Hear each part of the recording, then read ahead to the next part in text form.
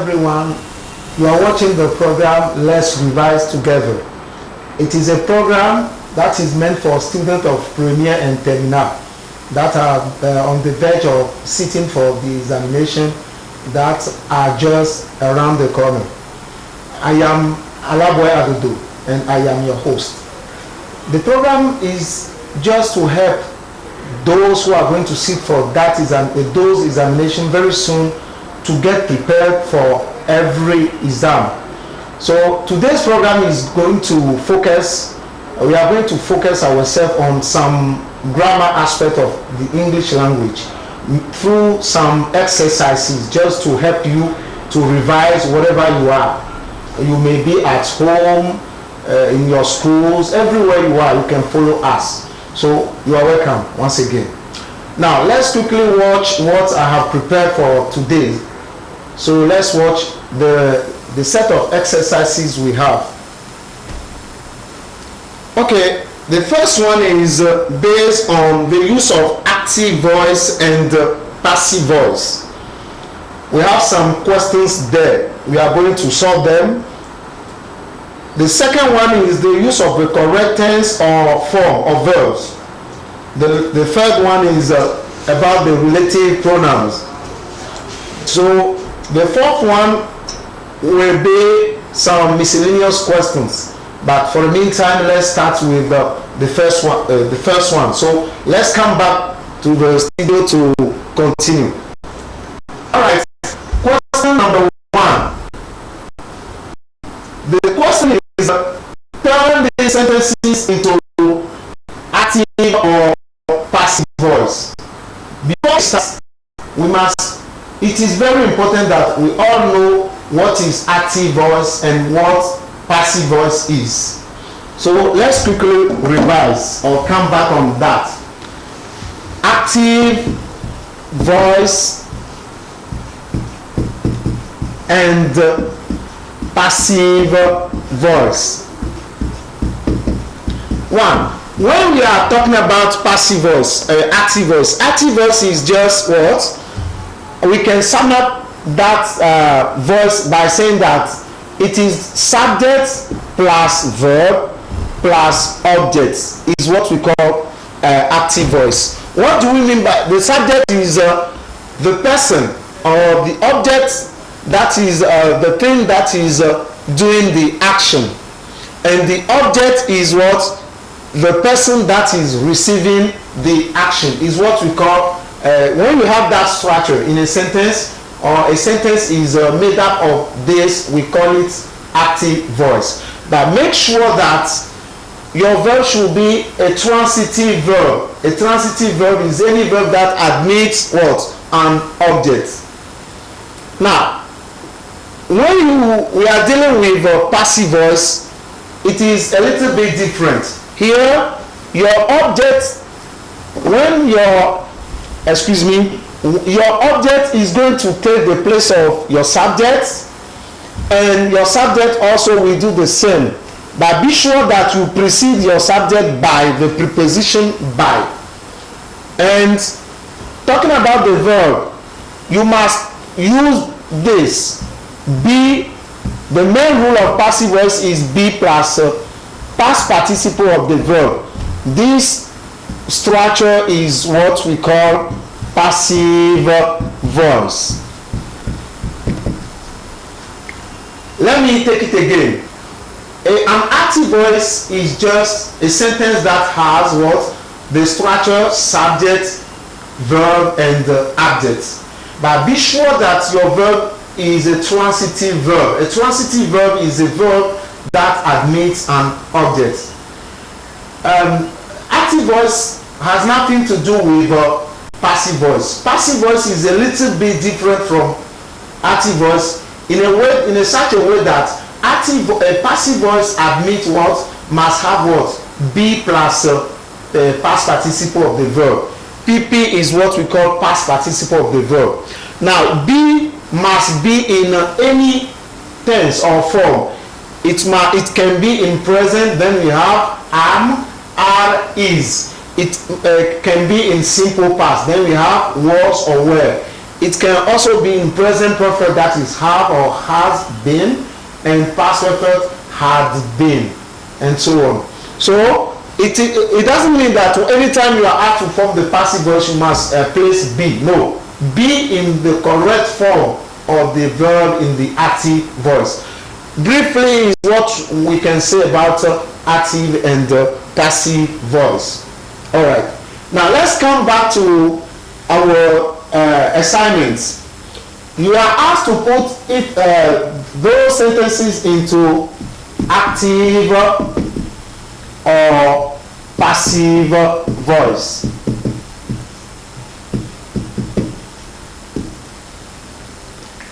The first sentence is the boy is going to tidy up the room. The boy is going to tidy up the rooms.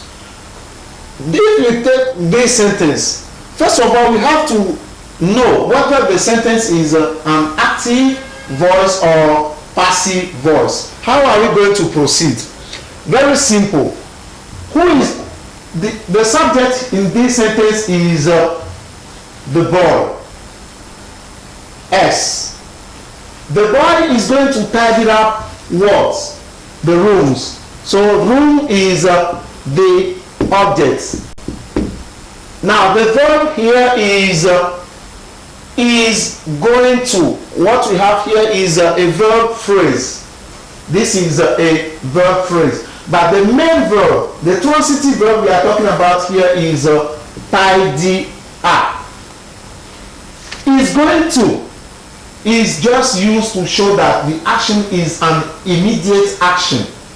An immediate action. That's why we say is going to. It doesn't play a great role here. The main verb is tidy up. So if by basing on that, we can now invert the place of the object and the one of the subject. So we can start with what? The rooms, and here by the boy. That is the first thing to do. Now, as I said earlier on, is going to is just what? Is just a verb that is used to show that the action is an immediate one. So we are going to rewrite it. So we are going to say, unfortunately, is the room here is a plural noun. So we must use are instead of is, and then add going to. Now we come to our transitive verb, which is what? Tidy up. We just need to do what? Place what? The be plus pp in between the are going to and tidy up. So we have to say the room are going to be tidied. Should be the rooms are going to be tidied up by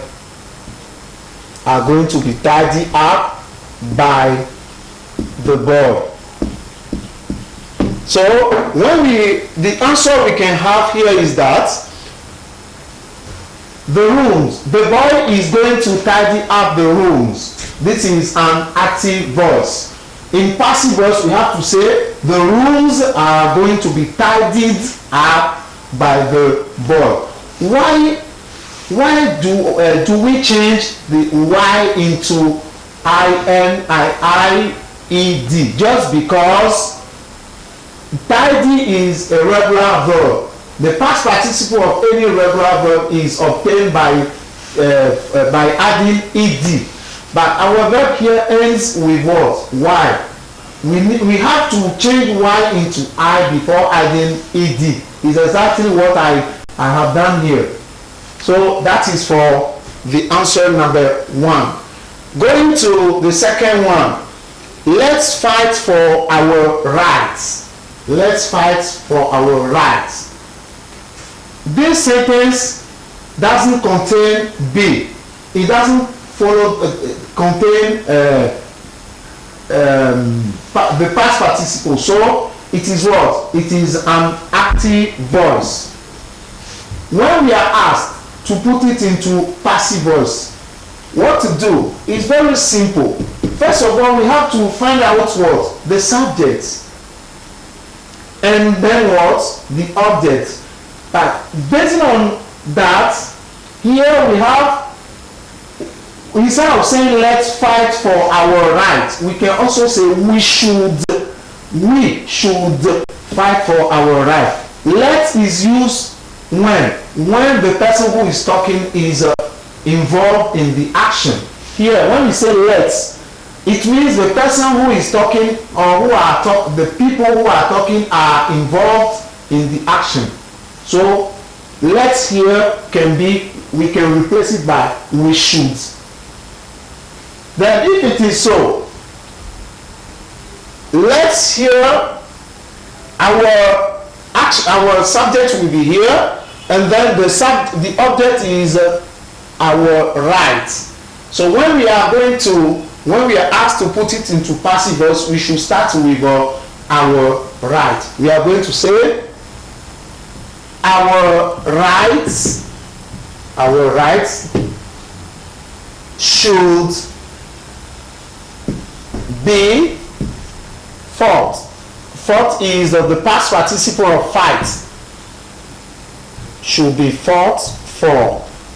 That's it. Do not forget that anytime you are asked to turn a sentence from active voice into passive voice, when you have what? You have a prepositional verb or you have a phrasal verb.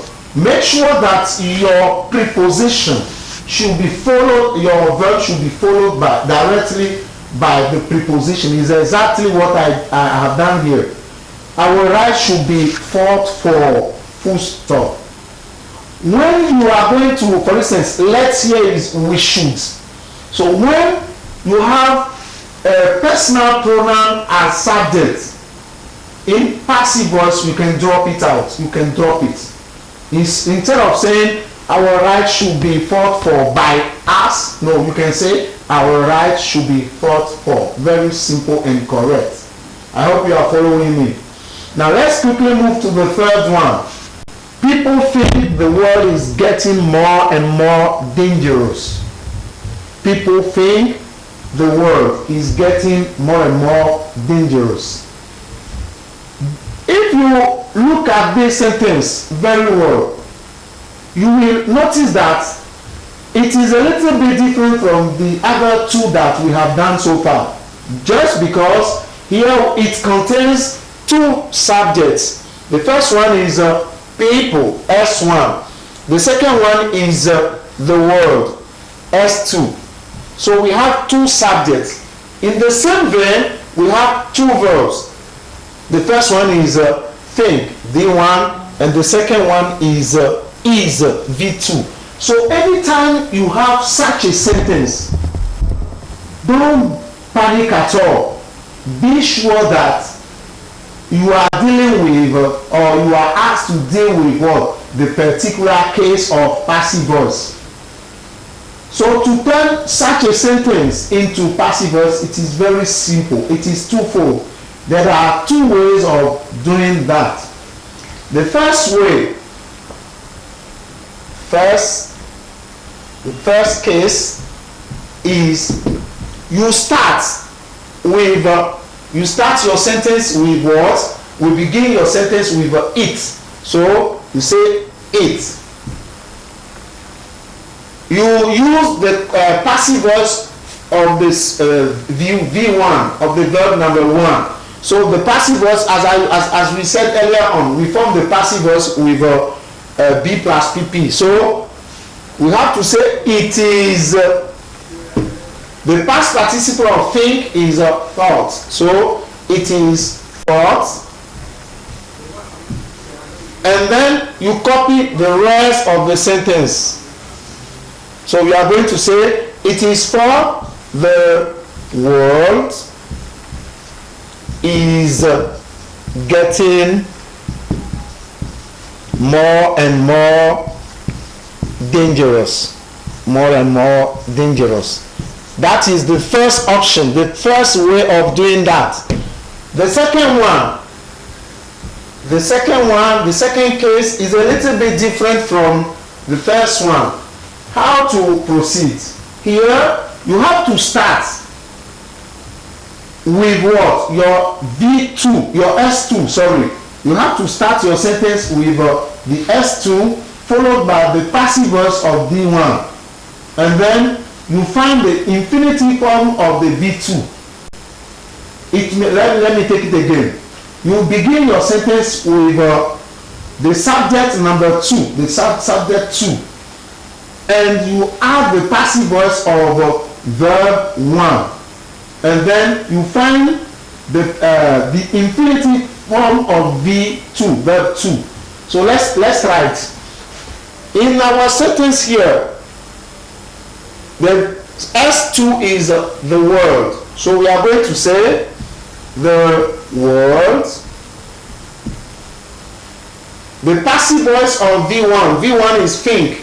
So we are going to say the word is thought.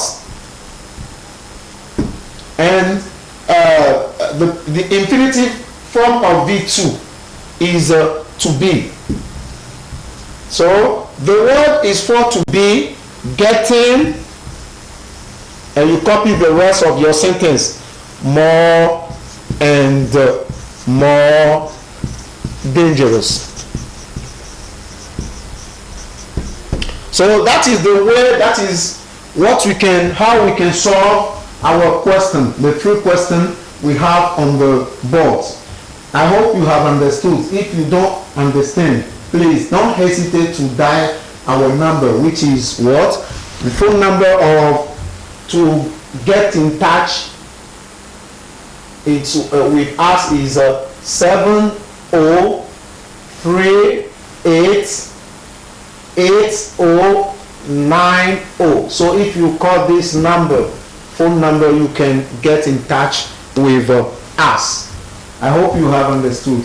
If you have any question, you can call that number and then I will give you any explanation that you are in need of.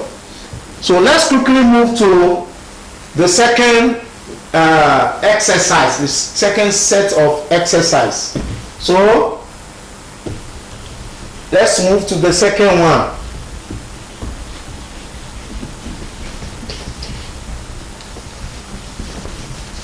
We are going to ask, the second one is let's ask our technician to show us the second type of exercise. Now, the second one is about what? The second one is about the use of correct tense or form.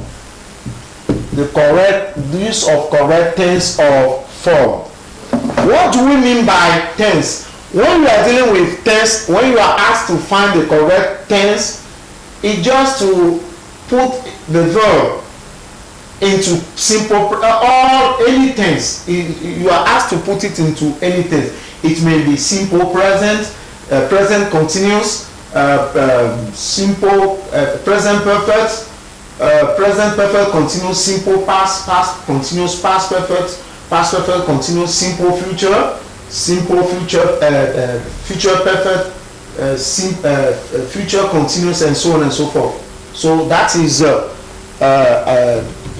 as for the tense. Now, what do we mean by form? When you are asked to put a verb into a form, it's very simple. We only have 3 forms. Either you put your verb, you put to plus verb, or you use verb without to. Verb without to, or use verb plus ing is what we, verb plus ing is also called gerund. So these are what we call forms. So when you are asked to put a verb into a given form, either you follow the verb in bracket by to, or it is followed without to, or you put ing at its end. That's what we call the form of verbs. Now, as far as cases are concerned, I have already mentioned them. Now, let's quickly come back to our sentences. The first one is it is 10 weeks since. It is 10 weeks since I to stop watching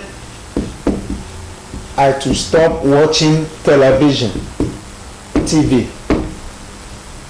Number 2, I would rather she to ring the manager. Number 3,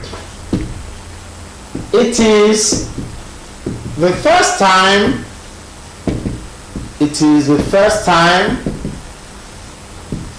I to see your father. Number 4, many people are now used to attend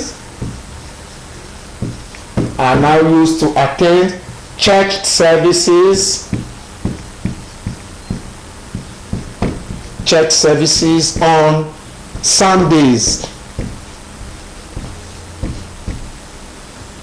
The last but not the least is high time. It is high time we to fly to America. So these are the sentences. We are going to try to find the correct tense or correct form. Let's begin with the first one.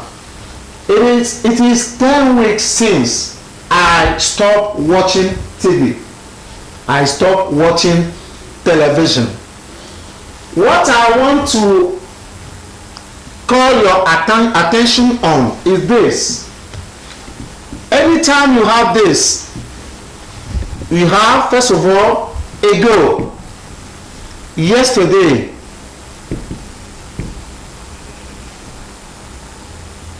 it is time, it is high time, it is high time, it is about time, it is plus duration plus since. Anytime you have such expressions, use the simple past of the given verb. Anytime you have any of these expressions, you must use the simple past of verb. So here we have, it is 10 weeks since I to stop watching TV. It means that it is 10 weeks since. It is an expression of simple past, a past expression. So your verb should be in past. The simple past of stop is stopped. Here you must double your P, just because it is what? It's a single vowel or a single vowel verb. So you double it. Stopped. So the answer is, it is 10 weeks since I stopped watching TV.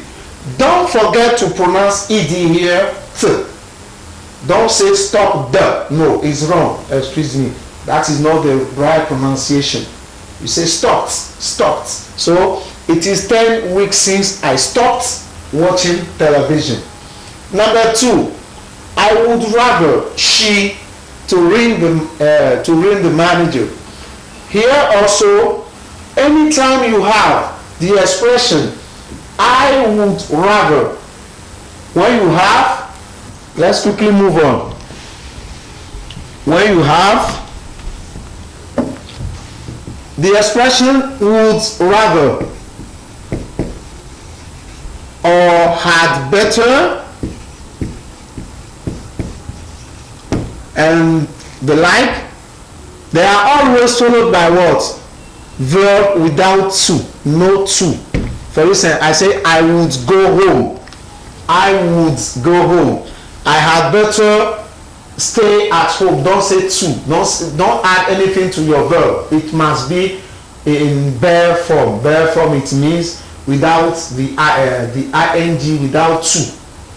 Now, but when only would rather is followed by what? Subject. Any subject is followed by subject plus verb. Your verb must be in a simple past.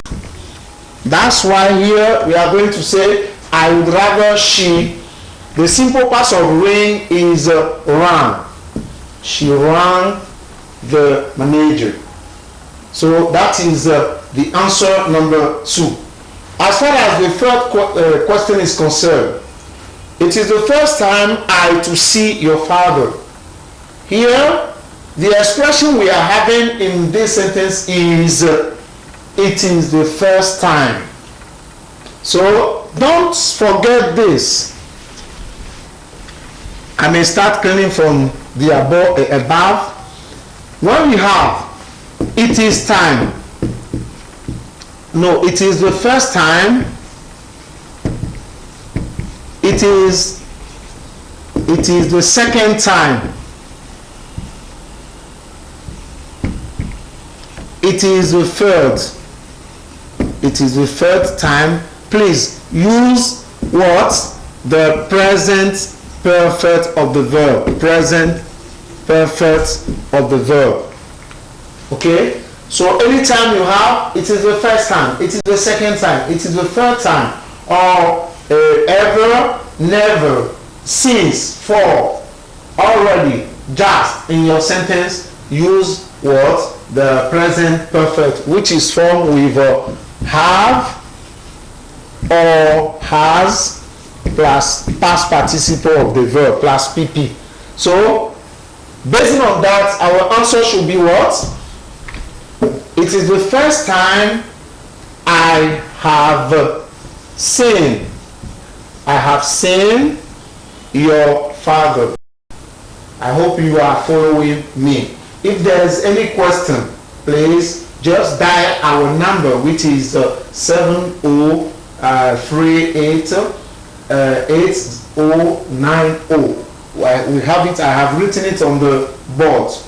Now let's move on. Many people are now used to attend church services on Sundays. Based on this, the expression we have here, or the verb phrase we have, is are used to. When you have the expression be used to in a sentence, you must use the gerund. You must use the gerund, which is verb plus ing. Let me quickly write it here. So when we have be used or get used to, expressions are followed by ing. Okay, but when you have used to, use just verb without to is what we call bare infinitive. Without to, don't add to. Let me give you an example. I am used to following my parent to church on Sundays, or I get used to following my parents to church on Sundays.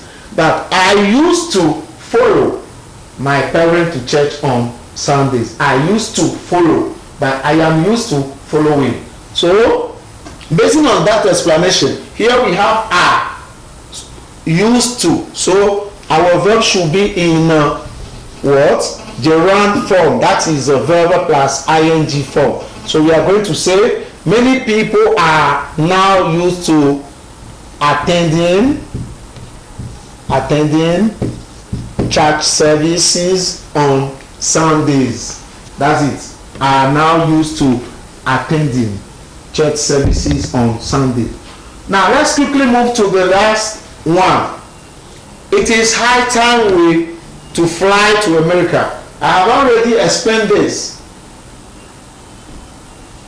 In this sentence, we have the expression what? It is high time.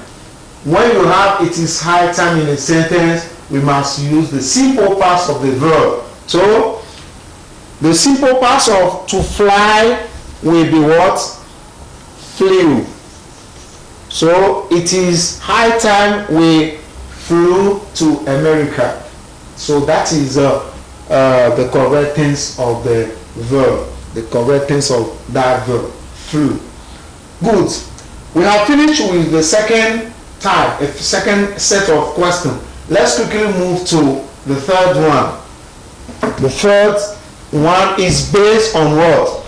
The use of who, whom, whose, whom, and so on and so forth. Now, use of who, use of whom, use of whose, and which. These are what we call relative pronouns. They are called relative pronouns. These words are called relative pronouns. Even sometimes we call where and what are also called relative adverbs. They are considered as pronouns in this case. Now, how do we use them? It is very important that we master it before trying to solve any question on it. When you have who, whom, and whose, three of them must be preceded by a name of person. Or let me say, come on now. If I say name, you can give me a proper noun. No. Come on noun of a person. And who must be followed by just a verb. Here, who must be followed by subject plus verb, and whose must be followed by a common noun. A common noun. Now, as far as which is concerned, here we must have common noun. Common noun of animal or thing, object. It may be followed by verb or subject plus verb. That's it. That's what we must master. We must keep in mind as for the use of relative pronouns. Now, let's quickly come back to our questions. I hope you are following us. Let's move on. The first question says what? The pencil, one. The pencil you gave me. The pencil you gave me yesterday got missing.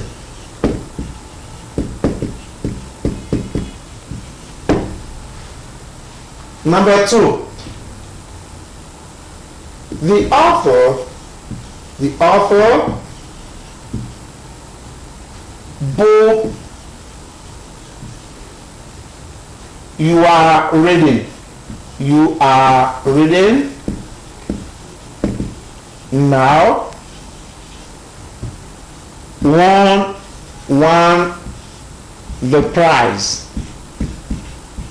The author you are reading now won the prize. Number 3. This is the most beautiful. This is the most beautiful girl I've ever seen. I ever met. So these are. Now let's keep in mind that we can replace all the relative pronouns I have mentioned so far by that. So that is equal to who, whom, which. Let's keep that. Let's not forget that one.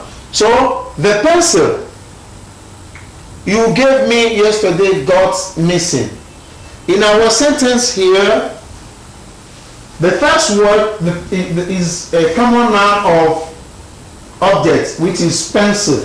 So we can never use any. We can't use who, whom, or whose. The answer should be what? Which, because we have subject plus verb. Number 2, the author book are reading now won the prize. Here we have name a common noun of a person. So the choice should be among who, whom, and whose. The next word is what? Book. Book is what? A common noun written without any article, any determiner. If you don't have any determiner, then you must use whose. So the correct answer is the author whose book you are reading now won the prize. The last one but not the least, this is the most beautiful girl I've ever met. The answer should be that. Anytime you can say who, but unfortunately, based on the rule, it is wrong just because anytime you have what? The superlative form in a sentence, you must use that. That's why we say this is the most beautiful girl that I ever met. Okay, let's quickly move to the last point of our exercises, which is what? Rephrasing. Rephrasing.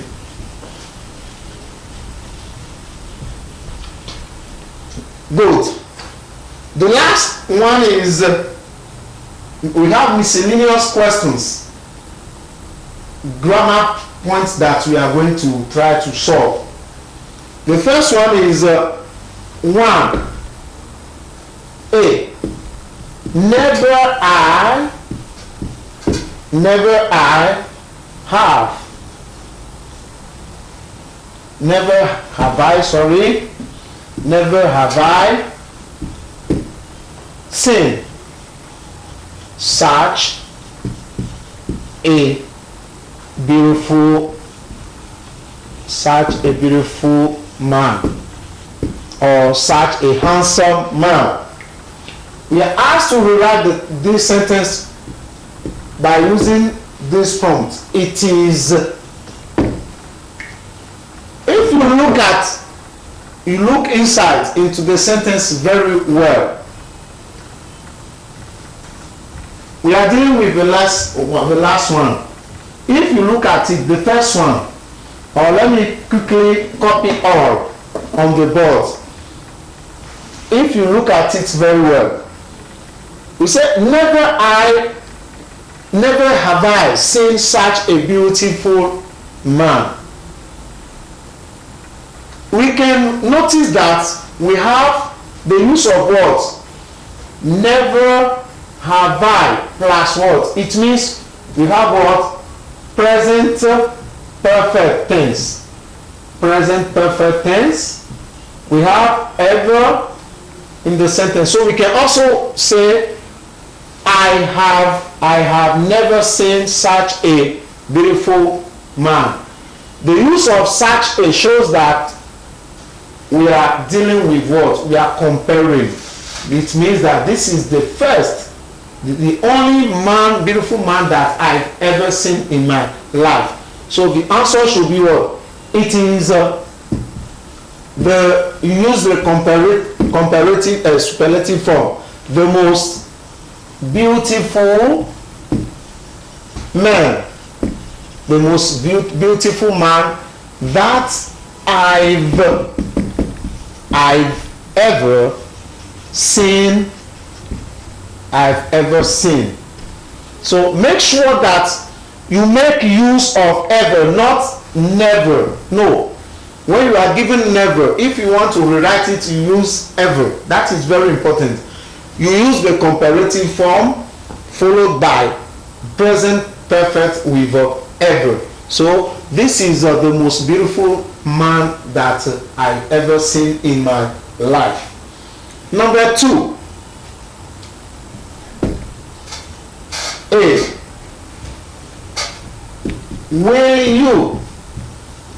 Will you come? Will you come back tomorrow? Will you come back tomorrow? Will you come back tomorrow? The man said, or the man asked. The man asked her, will you come back tomorrow? The man asked her, will you come back tomorrow? The man asked her. We can notice that a part of our sentence is in what? Inverted commas or quotation marks. So anytime you have a part of your sentence in quotation marks or inverted commas, we call it what? This sentence is direct speech. Direct speech. Direct speech. Now, when you are asked to put it into indirect speech, it's very simple. First of all, you have to try to identify the type of sentence you are given. Here, the sentence in inverted commas end with what? With a question mark. So it is a question. When you are given such a sentence, there are two ways to proceed. You have to check whether your sentence, that sentence begins with a verb or an interrogative pronoun. If it is a verb, you replace your inverted commas by if or whether. But if it is an interrogative pronoun, you rewrite it. So in this case, we have what? Will. Will it is, which is what? A verb. So we are going to say, the man asked her. Because of will, we are going to say if or whether. If or whether she. The verb here is in future because of will. Your future tense will become what? Conditional tense. Will become would. So if she would, don't say would, no. L is silent. The man asked her if or whether she would come back tomorrow. She will come back tomorrow. No, sorry. Tomorrow will become the day after, or the following day. So, will you come back tomorrow? The man asked her.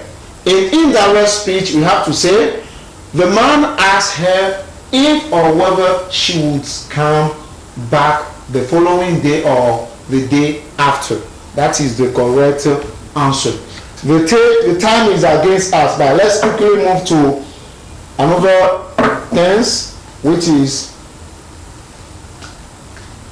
number 3. A. I wish you had left the village. I wish you had left the village before the incident. Before the incident. Right. You are asked to write this sentence using I regret. This type of question seems a little bit difficult for our candidates, but it is very, very simple if you know how to apply the rules, because as far as this grammar point is concerned, there's a rule for it. Let's quickly know about it. When you have, for instance, I regret, or it is a pity, and so on, or I'm sorry, I am sorry. When they are followed, etc., when they are followed by what? Subject plus simple present, you will have it. It will yield what? I wish, or if only, plus what? Subject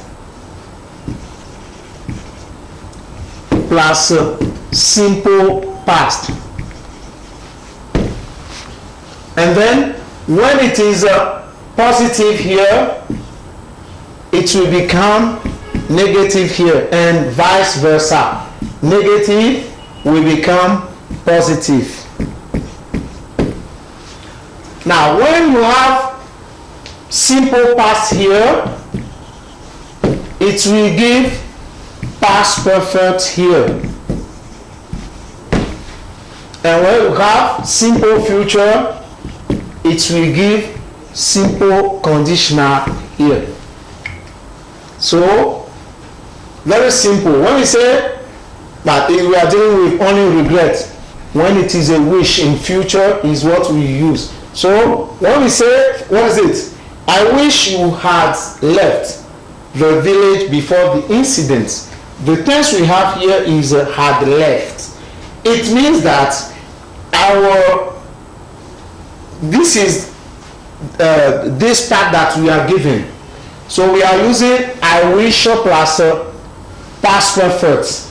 What tense will give past perfect as far as I regret? The use of I regret is concerned, it should be simple past. So we are going to say I regret you.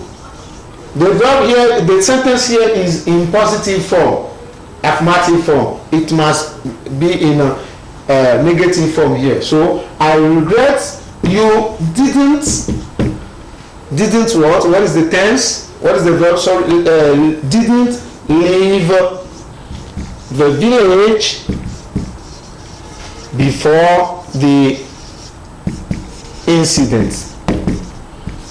That is should be the correct answer. So I hope it is clear for all of you. Now let's quickly finish with this one. Number 4. It is a pity. It is a pity Alice is absent.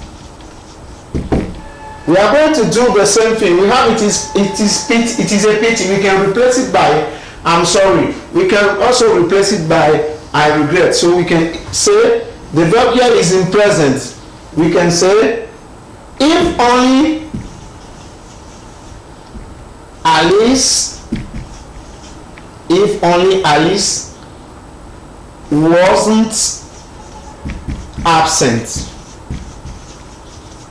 That's it. So ladies and gentlemen, the time is against us. We cannot continue. Let's pray that next time we come back here to continue with our revision.